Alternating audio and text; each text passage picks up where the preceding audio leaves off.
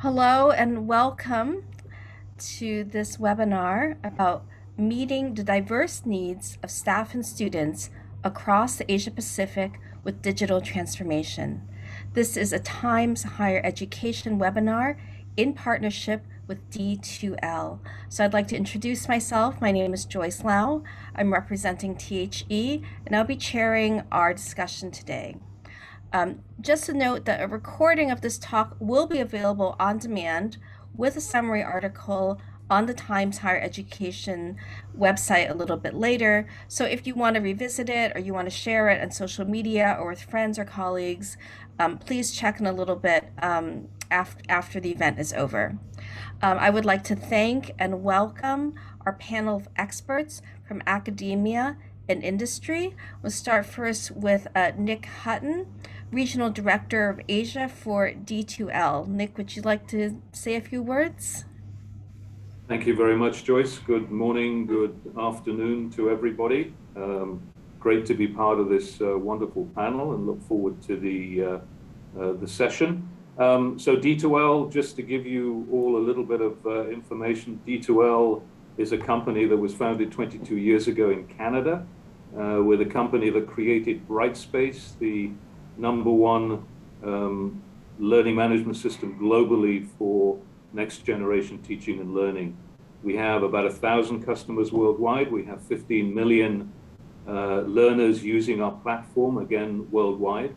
And we're very much a teaching and learning organization. We focus on pedagogy. We focus on the latest pedagogical trends and styles from around the world. And we take that knowledge and we build that into our learning management platform, Brightspace. We really do put pedagogy first and technology second. It just so happens that the best way to deliver what we do is on a software platform in the cloud. So in Asia Pacific, we have representation and offices down in Australia. Tony Maguire, you'll hear from him in a second, is based down in Melbourne. I'm based in Singapore with a team, and we have a team based in India as well. So well represented right across the Asia Pacific region. Joyce, back to you. Thank you so much. Well, I guess that brings us to Tony, who is the Regional Director for Australia and New Zealand, also for D2L. Thanks, Joyce, and thanks, Nick. Welcome, everybody. We're really pleased to have so many participants across the whole region. Having the panel of experts that you see before you today, I think is a really special time. And Nick spoke a little bit about the way in which D2L focuses around pedagogy first. And I'd like to maybe just offer a couple of extra observations on that. First of all, I'm about to post to the chat a link that you might find interesting. It's about our ebook, which is around digital transformation. Why is that important? We look at digital transformation from some of our clients here that have 200,000 users logging into a whole variety of micro-credentials, undergraduate programs, down to smaller organisations who, again, are trying to find ways to better engage with their learners. In the higher education space, we see a couple of large kind of mega trends hitting. One is that personalisation, that idea of personalisation, but the other is how do you do that at scale? We're delighted to actually have someone like Liz Johnson from Deakin, who you'll hear from shortly, who's trying to find really smart ways that speak to that personalisation, that closeting student experience, but how do you do that at scale? And that's really going to be, I think, one of the core pieces. The second piece that I'd like to just quickly throw out there is that we actually invest in early career researchers as well through one of the local conferences here, Ascolite. Could be well known to a number of academics joining us today. Ascolite is a APAC academic group who specifically look to build thought leadership in the teaching and learning space. We work with them around a grants program, and we invest with them so that early career researchers can get some support, some in-kind support from D2L. So that really helps them, particularly in a post-COVID kind of world, to get that that initial start. So we invest in those sorts of ways as well. I'll just post that now to the chat, and I'll hand it on. Back to you, Joyce. Thank you very much. As you can see, the link is there now under Tony. If you go into the chat, I see that you've all already discovered the chat. I don't need to introduce it.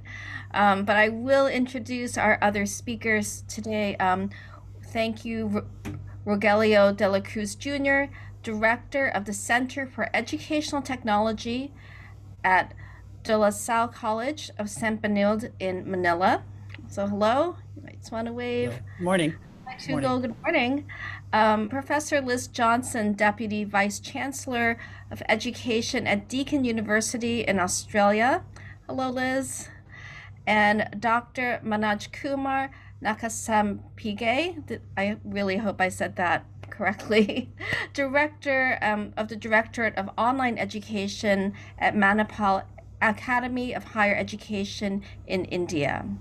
Hello, Dr. Manoj Kumar. So, as I said, you've already discovered the chat box. We will take questions for the last 10 minutes or so. So if you have questions, please do flag them in the box, and we will try to get to them a little bit later. I'm just going to give a little bit of background.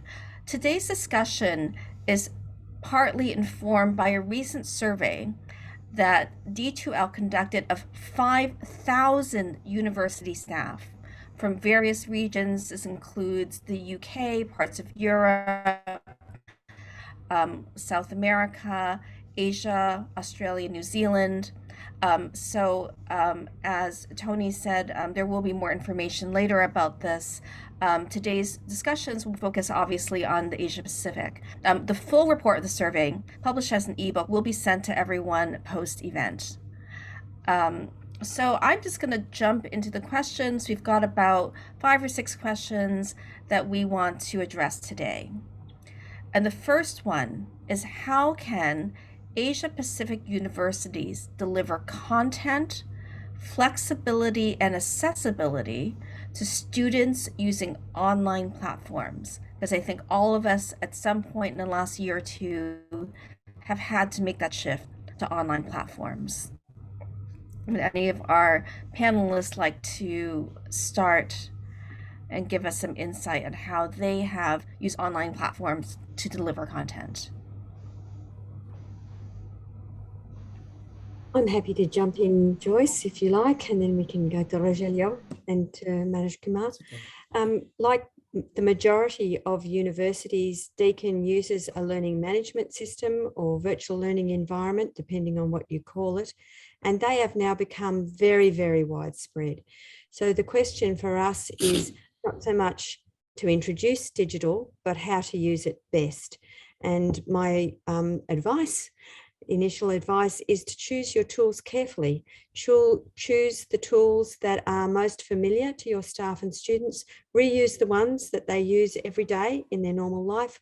Reuse the ones that are used in the careers that they're going to move into, and embed them throughout your teaching. Don't make it an add-on, make it ubiquitous.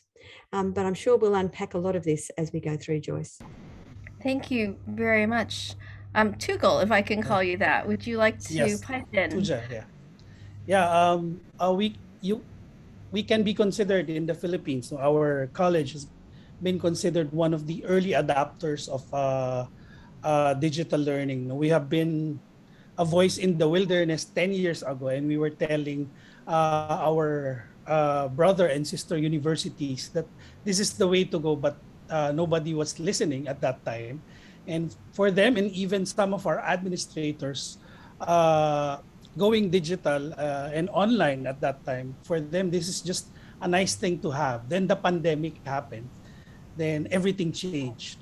We thought we were ready. Technically, we had policies that supported online learning. But what we were not ready for was the scale and the scope of the pandemic and how it changed everything. And one of the things that we realized, that teachers were not ready with their digital content. Digitizing content is one thing. Doing a quality digital content is another thing. So what we did was, since we have College of Arts and Science, where we have animation, digital, and all that, and film and music. We use that to our advantage and created a some sort of content assembly line. But at the same time, we also promoted a DIY culture for teachers to create on their own, because uh, mind you, creating content is one of the most tedious part of going online. And we just realized that most teachers, if not all, were not ready during the first few weeks of the lockdown. So that's what we did. We have an assembly line for content development, but we also are promoting DIY for teachers who are capable of creating their own content. That's how we started with it. That's really amazing. Speaking of scale, I'm going to move over to India, which of course has enormous scale and enormous gaps in digital accessibility. Dr. Manoj Kumar, would you like to talk a little bit about your own experiences? Yeah, hi, Joyce.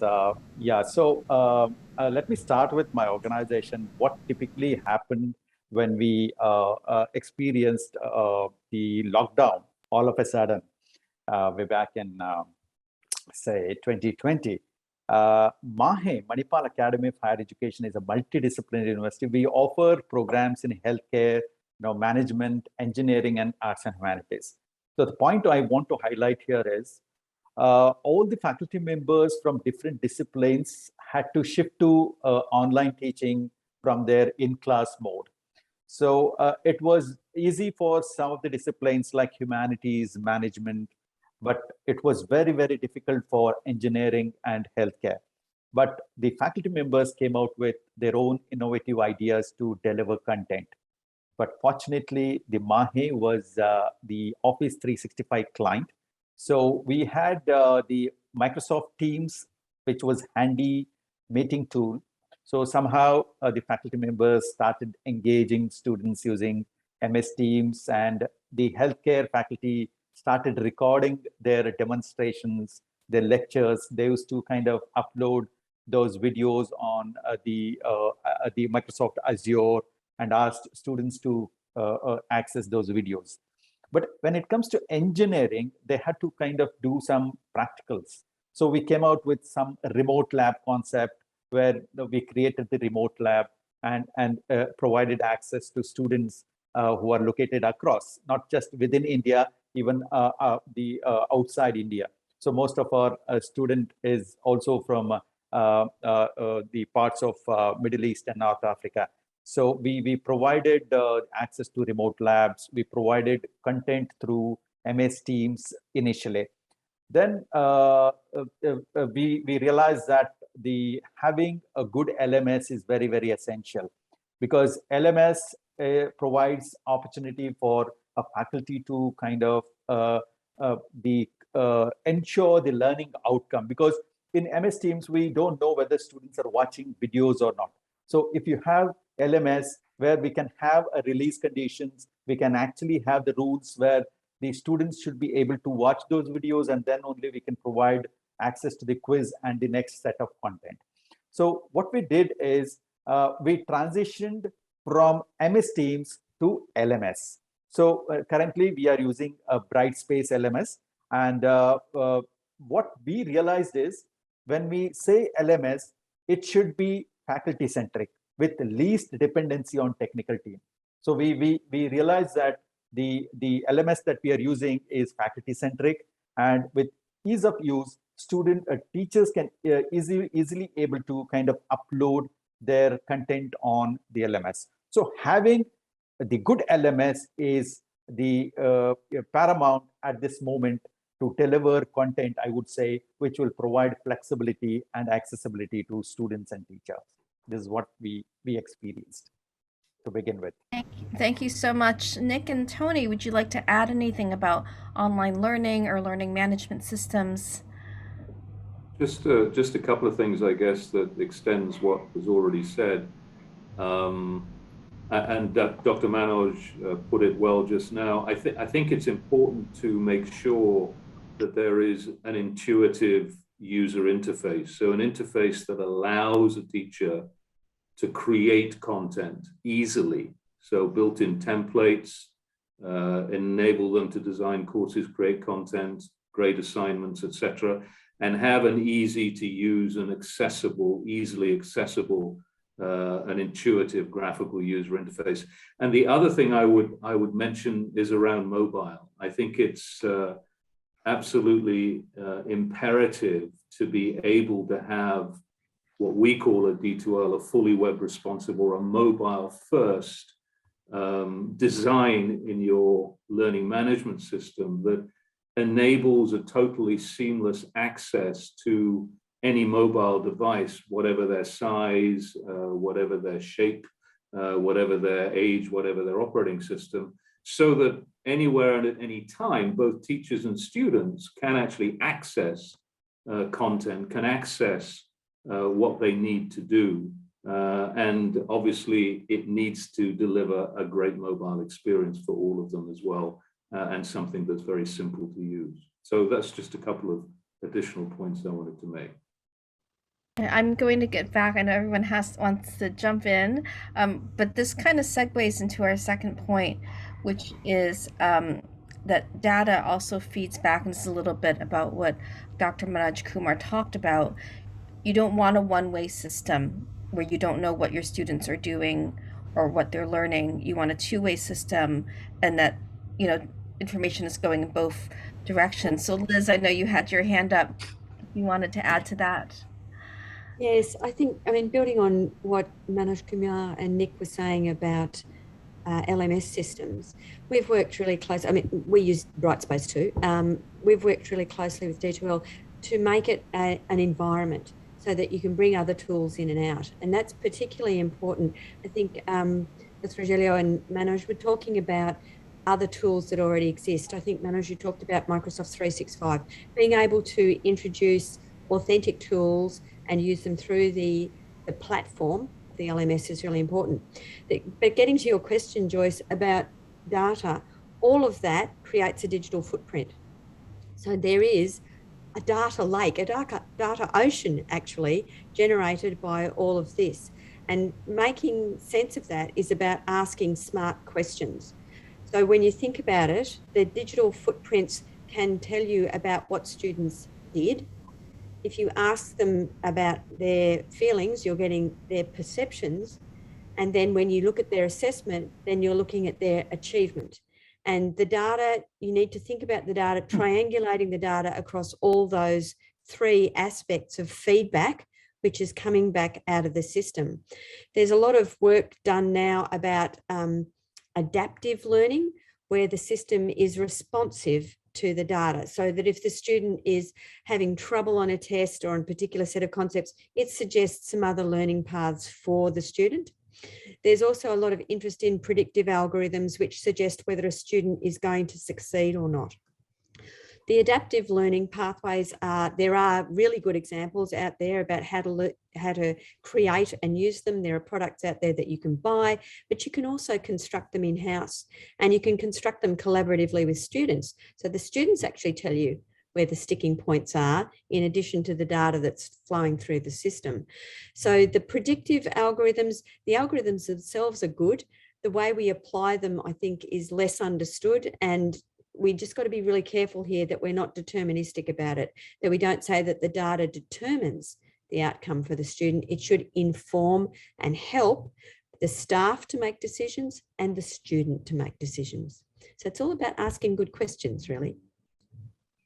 Thank you very much for that. I mean, I guess the question is, what data and what types of evaluations are the most useful to both staff and to students as we, craft and shape our digital education? Dr. Manoj Kumar. So one of the important feature that we are expecting in the learning management system is the kind of the learner analytics that we get in LMS.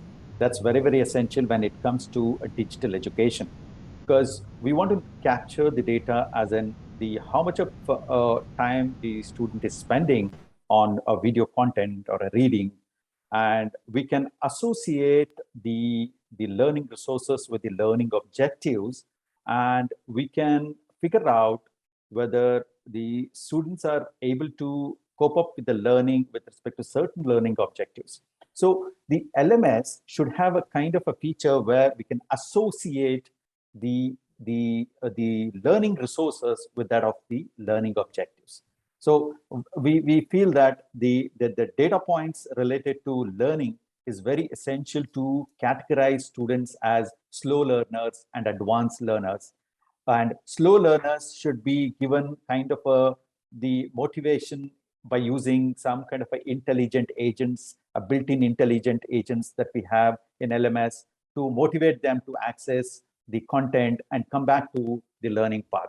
For advanced learners, probably we can actually throw additional content so that they can deep dive into the content and explore more. So I believe the kind of feature the LMS should provide, it should cater to the needs of the institution as to categorize students into a slow and advanced learner and give them the additional benefits of learning. That's what we believe in. We have been using intelligent agents to do this, which is an inbuilt feature of Brightspace. We really appreciate this feature that we have in the Brightspace. Thank you very much. Tony, would you like to add to that? Just quickly, yeah. I was speaking to a DVC a few weeks back, and he made an interesting observation. He said, if analytics is the answer, I'm not sure what the question was.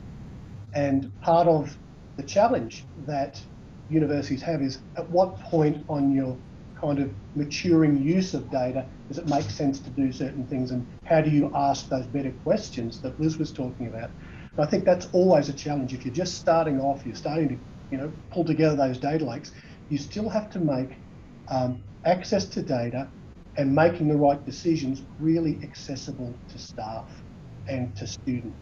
And I think there's probably three things that make it somewhat simpler when you start going down this path, using something like Brightspace. And there are three main levers that universities can pull.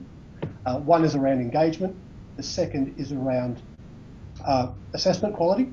And then the third is around adoption. And if you can understand what's happening across those three, if you've got those three levers to pull, then you've got some immediate ways in which you can start to boost the success of students, improve the onboarding of your staff. So I think having those immediate quick wins pre-built is a really good start. So I'll stop there.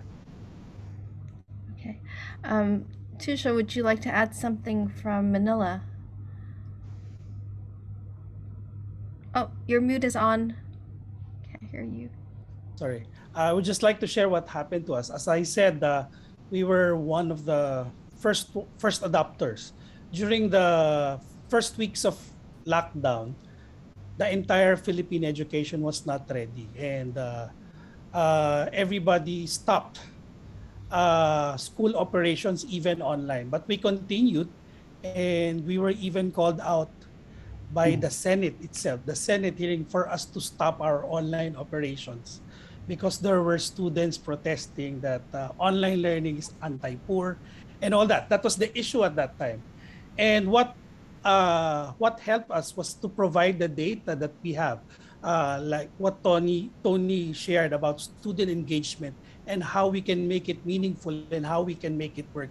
We provide our administrators data, and when we were called, not really summoned, but called by the Commission on Higher Education to explain how we will do it and how are we doing it.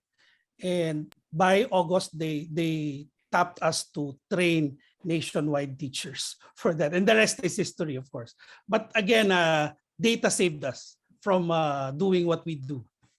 That's it. Sorry, I have to unmute myself now. There are a lot of questions coming in. Sorry, I was temporarily distracted. So I think what we're ultimately talking about is not just data, but communications, because data is a means of communications.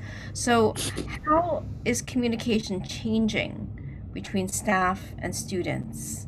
and how can this enable better personalized learning? I know several of you have talked about, for example, Dr. Manoj Kumar talked about slower learners and faster learners. So how do we better communicate between staff and students to ensure that their learning is personalized?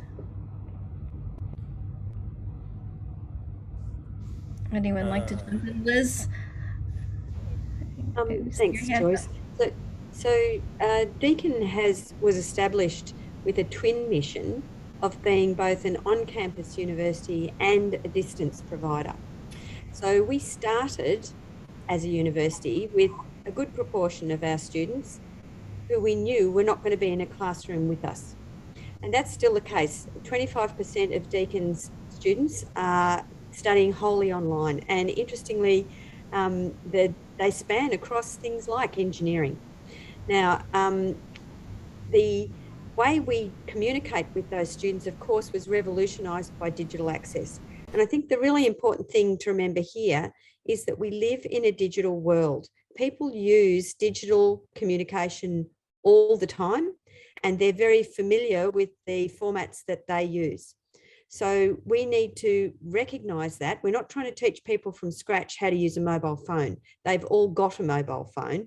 What we're trying to do is to make our communication to them as relevant and consistent as we can. If you haven't got somebody in the room, the thing that they actually want to build is a relationship with you.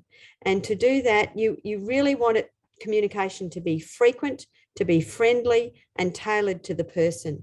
One of the things that we did luckily for us, well and truly pre-pandemic, about a decade ago, was to create a student portal, which is like the front face of our learning management system and all the other tools. And when we did that, as the student logs into that system, it recognises whether that's a student that's associated with one of our physical campuses, and we've got 4, or it's a student that's studying online. And it shows the student the things that are relevant to their mode and their campus. It knows not to show the online student that there's going to be a dinner at the Burwood campus, because the online student's not going to be there. So those small things about communication help the student to believe and to have confidence that the institution is interested in them personally. In the end, all learning is based on relationships between staff and students, and between peers, between students and their colleagues. And so this digital system should enable that. It should help students to make those connections, and the communication needs to be frequent, friendly and tailored. I totally agree with Taylor, because I think all of us have at some point been on the receiving end of 25 emails for everything from, do you want a master's in architecture, to, you know, the vegetarian cafeteria is opened. And yes, a little bit more, because we're all hit with so much information online all the time, that this idea of tailoring, and it seems very simple, but you're right. If I was a distant student, I don't want to hear about the football practice that I can't go to. So it's quite funny in a way how we communicate. Dr. Manoj Kumar. All right. So our experience handling online learners is, as we know that in open and distance learning and online education, the student feels isolated. So to break that isolation, we need to provide them opportunity for collaboration, and we need to use different communication tools and features that we have in LMS. So what we do is we give them opportunity to interact with each other in the form of discussion board activities in an asynchronous way, wherein the teacher will appreciate the students' responses to the teacher's posts or questions. So in online education, as the Liz mentioned that, and you also said, the sense of attention, my teacher is giving attention to me, can be provided by using a kind of the collaborative tools that we have. So when teacher likes the post, the posted by the learner feels that my teacher is with me. she's appreciating. So the online platform, the teacher should kind of regularly visit LMS and then respond to the student queries if they're available on discussion forum or a discussion board, and keep appreciating them, motivating them during the online learning phase. Not just that, using the features like instant messaging, then maybe by emailing to the students, we can bring in some personalized learning even in online settings, like what happens in class mode. The teacher and students are at the same place, they can interact with each other. We can provide that kind of the experience in online platform by actually using a communication and collaboration tools that are available in LMS. That's what we feel. Thank you very much. Tony, would you like to add about communications?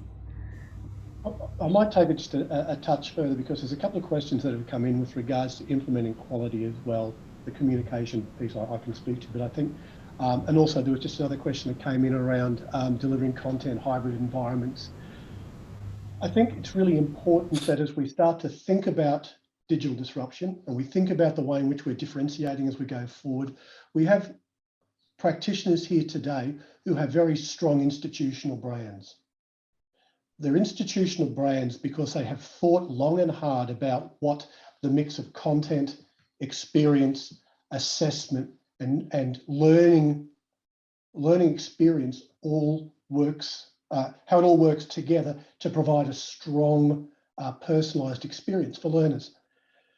I'd like to just go back a step.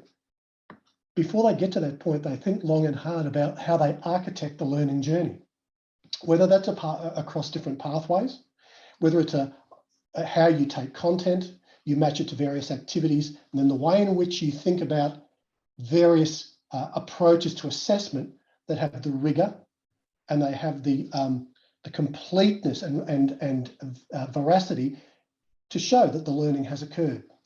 I'll give you just one other example. Now, Liz over at Deakin has been doing a fantastic amount of work around credentialing in the postgraduate space, where learners can bring their professional portfolio and show ways in which that can be assessed. But we have another client here in Australia, Victoria University, who took a different approach, thinking about student first. They looked at their first years, they saw that there were really cohorts in that first year intake who were struggling. They re-engineered their whole first year experience, one subject at a time for 4 weeks. They call it the block model. So they thought long and hard about that. That was so successful, it's now been rolled out across the entire university. So now you've got Liz and Deakin doing these fantastic things with postgraduates and professional learning, but we've also got examples of universities that have re-architectured their learning so that the content, the assessment, the use of devices is really personalized so that student success has really blossomed. Now, Victoria University's success has been proven in some research they've released around the way in which students still continue to achieve at high levels despite the onset of COVID early on early in 2000. So I'd be interested to see where that data is today. Thanks. Thank you very much. This is so important because right now, I mean, in this region, so many students are still locked out. I mean, it's, there's foreign students who can't get into Australia. There are foreign students who can't get into Japan, although I hope that will change early next year. There are literally hundreds of thousands who can't get into China right now, many of whom who are from South and Southeast Asia, So we are in this situation where this is actually really, really critical. As all of you said, this is not an option right now. This is how we have to teach. I see a hand up from Tujol in Manila. Would you like to add to that? I would just like to highlight what Liz told us a while ago, that communication should be frequent, friendly, and I forgot the third, and non-threatening, I guess. But let me add another component. In our practice, what we did was to categorize the communication from structured and unstructured. because that's what the LMS does. No, it provides parameters, specific parameters, and targeted and deliberate. It becomes the classroom. But what we noticed during the pandemic, since even until now, we're not yet doing in-person contact with our students.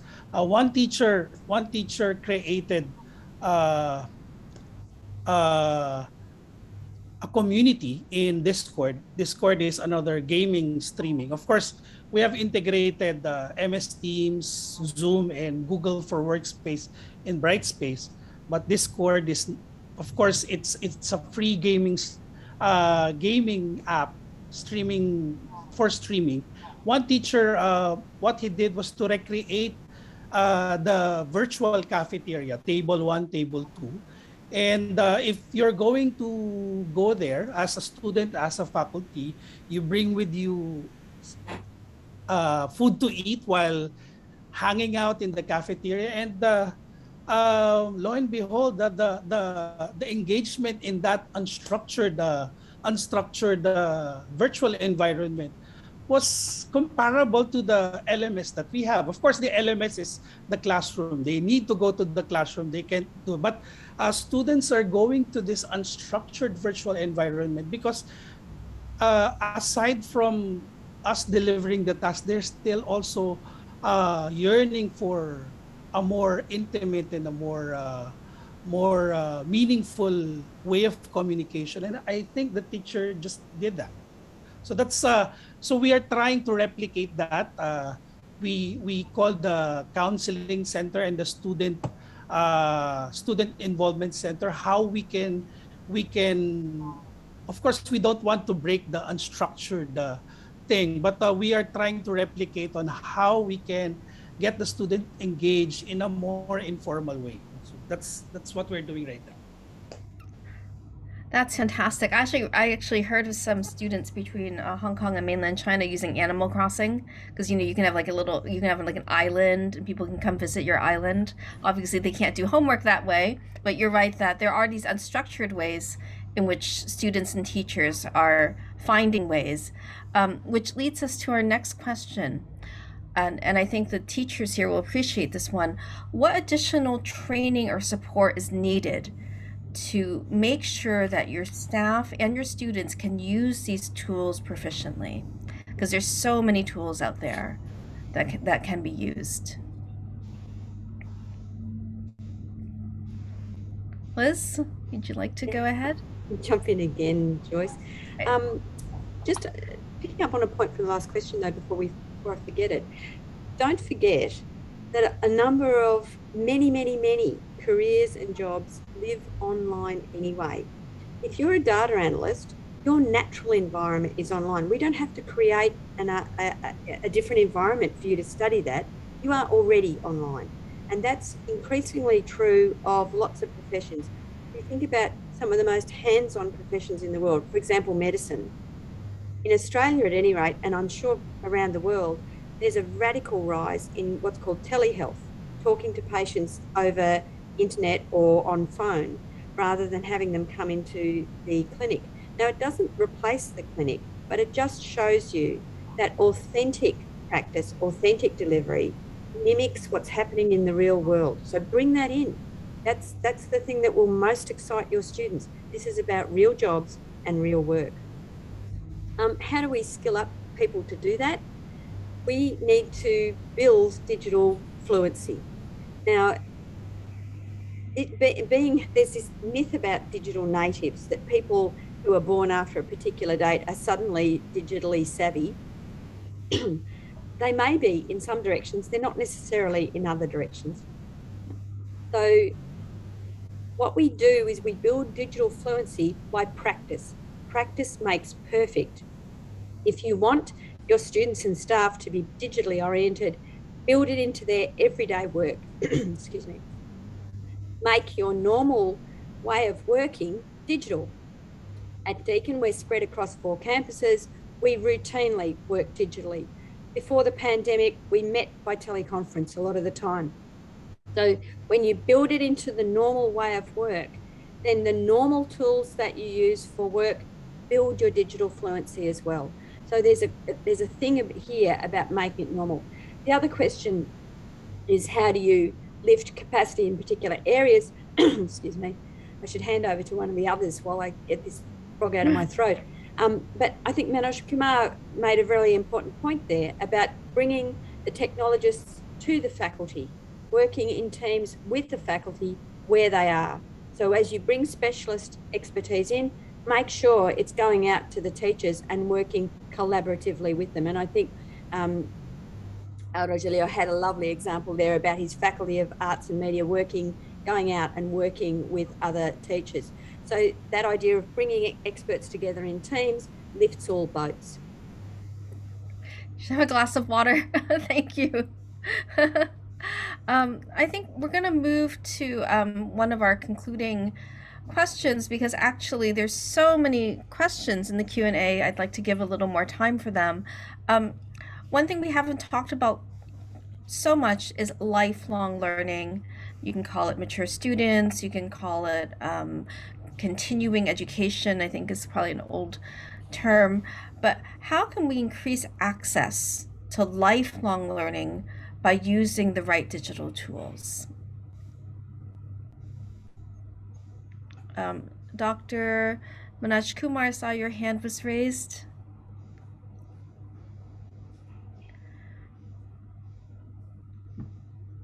See, we can provide access to the right digital tool by providing,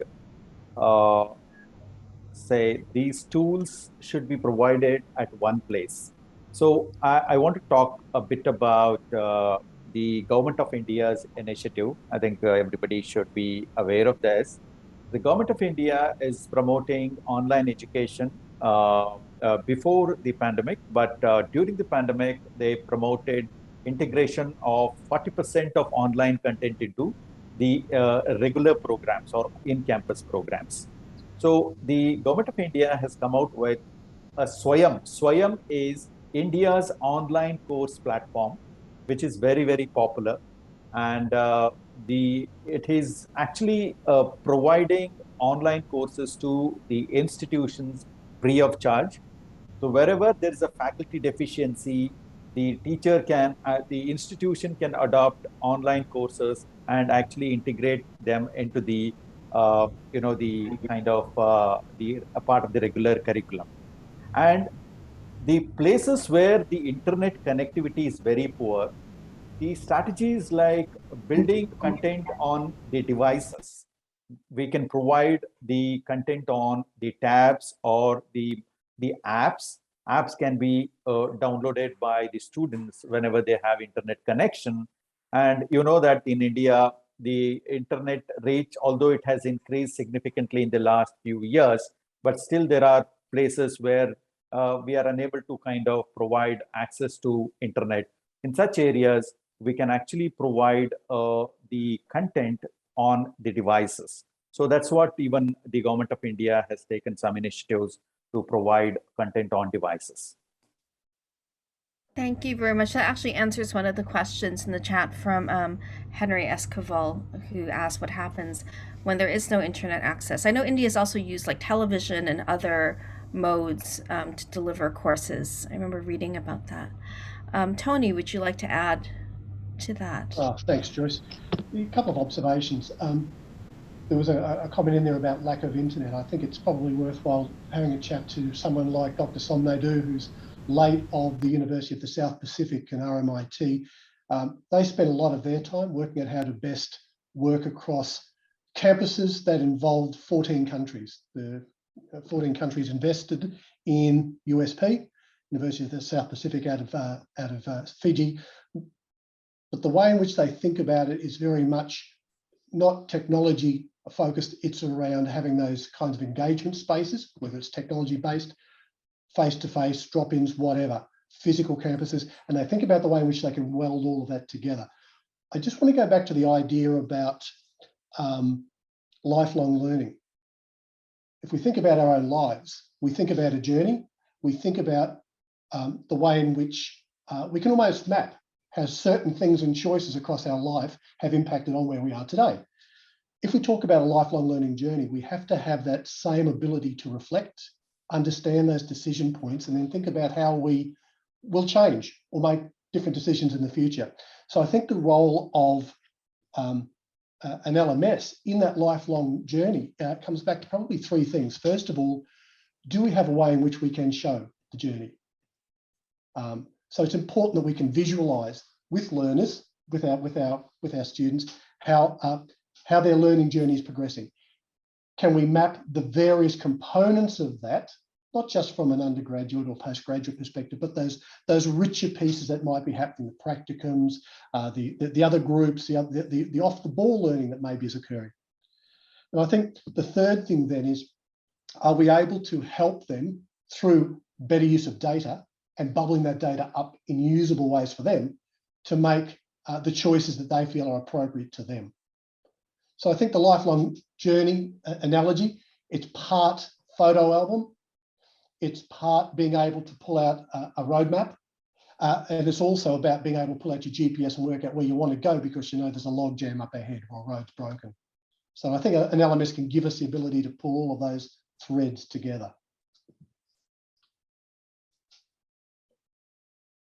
Thank you very much, Tony. Tujo, would you like to add something from the Philippines? Yeah, I would like to pick up to what Tony said about lifelong learning, that there should be a roadmap, but let us clear things out first. That definitely knowing the right technology for a specific purpose is paramount to moving forward. But again, we have to realize that technology is just a tool. Technology is amoral. It's neither good nor bad. We can determine it whether it's bad or good depending on the intentions of the one creating and using it. So same goes with the educational technology. So, but if we are not clear about the things that we need to achieve or as we move forward, then technology use will just be wasted. But what we have to realize right now is that we have many opportunities right now, even with the pandemic. The pandemic changed everything. We have the academe and the industry should go together and reflect the question as far as curriculum and the needs of industry is concerned, because even the industries were changed. Some of the competencies that we are trying to develop in the curriculum right now is not even useful right now in the pandemic times. Like teachers, we don't have a default video editing skills before, but now it's a requirement for you as a teacher. So those are some of the things that we need to clarify as we move forward. What do we want to do? But again, as I said, curriculum design is the first step, but industry should be involved with it.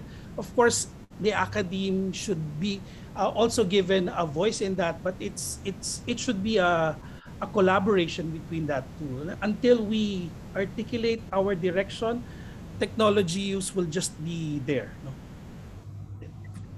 Thank you very much. We only have about 10 minutes left to this session, and there are far more questions than we can answer, although a lot of them have already been addressed. I have a couple really practical ones. One from, and excuse me if I'm mispronouncing your names, Ying Swahini, who asks, how can you manage a class of 100 or more students if it's all digital, or are they actually listening to the lectures? And then we have another similar question from Ahmed, who asks, how can we deliver content in a hybrid setting where some students are at home and some are in person? I'm actually taking some courses at Hong Kong U right now where this, you've got I'm in the classroom and there's some people who are on Zoom. So maybe some practical advice. What do you do with big classes? What do you do with mixed or hybrid classes? Liz, do you have some wisdom for our teachers online? Yeah, I was going to jump in, Joyce, because I saw the question about hybrid classes, and it is a really interesting one. As I said before, Deakin has both online and on-campus students. Of course, all our students for the last 2 years have been online, whether they liked it or not, but we normally operate with online and on-campus students. And what we've found is that hybrid teaching is the hardest thing to do. It's much easier and often a better experience for the students if actually you separate the online students and the on-campus students. Have the online students gathered together into a tutorial or lecture, because then everybody is online and they're doing what we're doing today. Everybody's beaming in and interacting, and have the class students in a class together. You can do that converged two things together, dual mode kind of teaching, but it is seriously difficult.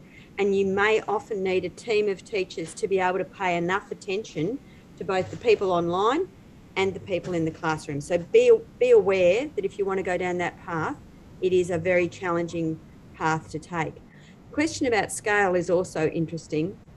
And this is where we need to think laterally about how we use spaces. So most video conferencing platforms now will have breakout rooms. They may have, you may set up your teaching program, getting back to Joe's point about learning design, you may set it up so that you don't have an hour of lecture, that you have a 10-minute slot where the students either watch a video or listen to something, and then you stop. People go off and work in project groups or breakout rooms or whatever it might be, and then they are in small groups. So the rules for using large classes are actually similar to what they are in real life. Students learn best by doing, and they will often learn best by doing in smaller groups. And the question is how to arrange that. Thank you very much. And I think, but you're right, it also has to do with resources. So if you've got a class of 50 students and you've got a professor and an assistant, it's easy to do. If you've got a single teacher with 200 students, it's very hard to do. Dr. Manoj Kumar. Well, I agree with Dr. Liz. What we did here is when we transitioned from in-class teaching to online, most teachers delivered an hour lecture. You know, we really could not figure out whether students are engaged. So what we did is we conducted a series of training for teachers on effective learner engagement. So this is essentially to break, say, the entire, 45 minutes lecture into, say, about 10 to 15 minutes chunks. And after 10 to 15 minutes chunk, they have to run a quiz, which is a graded one. So this will actually enhance the learner engagement, because you know that the person's attention span is not more than 10 minutes. So most students who were in campus, all of a sudden, you know, if they have to watch 45 minutes video or a video lecture, they could not really cope up with the learning. So what we advised our teachers is to have one quiz, a series of quizzes after every 10 to 15 minutes, so that they can actually ensure the learner engagement. And if they find any learner is not participating in the quiz, they can reach out to them, they can ask them, they can communicate with them, and try to motivate them to participate in the lecture. That's how I think we can actually ensure the participation in the online lecture when we have 100 plus students. So we manage a cohort of around 500 plus students in an online course. So I think that's how we can do this. I'm sure you will not be popular students who now hear that they have to take a quiz. I'm just kidding. We are wrapping up. I just wanted to ask Nick and Tony if they had any sort of, kind of a summary or concluding remarks. We've covered such very, very wide ground in less than an hour. Is there anything you would like to say about, the importance of these digital tools? Nick, do you want to go first? Yeah, sure. I guess one of the things that's interesting about the Asia region, and if you look at Australia, you look at Singapore in Asia, then both countries are relatively mature in terms of their use of technology. If you look at the rest of the countries across the region, and I would include India and the Philippines in that, there are patches of maturity in terms of use, and there are large patches of immaturity. In other words, they're emerging in terms of the technology usage is concerned. And I think it's important to realize that universities, higher education institutions are at different points in their journey. And for those that have never used technology before, it's a really, really daunting task. They know they need to do it, but at the same time, how do they do it? And I guess, you know, sitting from where I sit in D2L with, you know, a great learning management system called Brightspace that we have, it's a case of starting off slow, simple, and I think Professor Johnson mentioned this at the very beginning, taking slow baby steps, if you like, starting to use some of the tools that you're more familiar with and starting to get some mileage out of those rather than trying to jump in.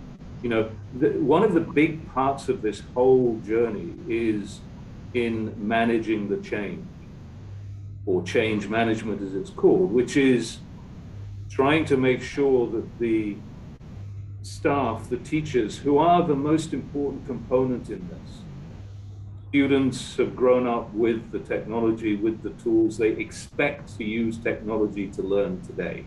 Fact of life, right? The staff find it very, very difficult when they've never used technology before. So the process of helping them understand the value, it's not to replace them. It's to enhance what they do. It's to give them pedagogically designed tools that help their pedagogical styles and actually make them better at what they're actually doing and create a far better learning path and outcome for their students. And that's the key. So from my perspective, if I look at most of Asia, it's a very important task that we're all involved in.